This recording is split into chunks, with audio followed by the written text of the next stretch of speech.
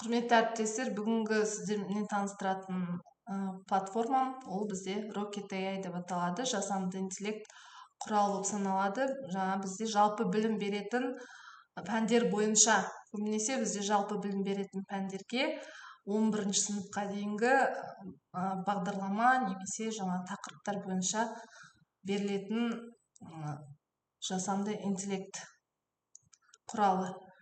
Осы жерде бізде қазақша, немесе ағылшынша, немесе орысша тілін таңдауға болады.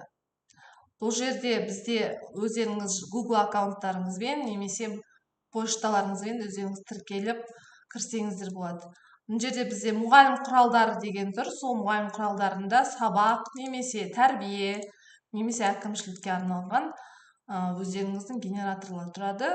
Жасанды интеллект сабақ бойынша мысалы тест генераторы, презентация, викторина генераторы, ойын генераторы, КМЖ генератор, жұмыс парағы, жиынтық бағалау, презентациялар үлгісі. Осыны өздеріңіз тақырып бойынша енгізсеңіздер болады. Сіздерге жаңағы бұл жерде PDF немесе Word документ ретінде оны жүктеп алсаңыздар болады. Оны ары қарай өздеріңіз өңдеп жасап шығарасыздар.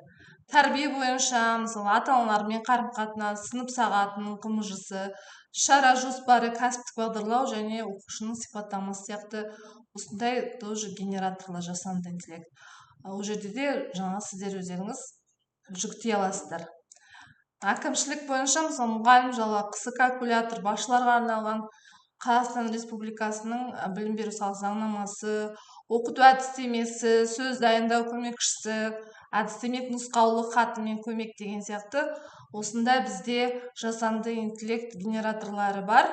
Өздеріңіз жаңағы тақырыптарыңызды немесе керек ақпараттарды енгізіп өздеріңіз жасай аласыздар.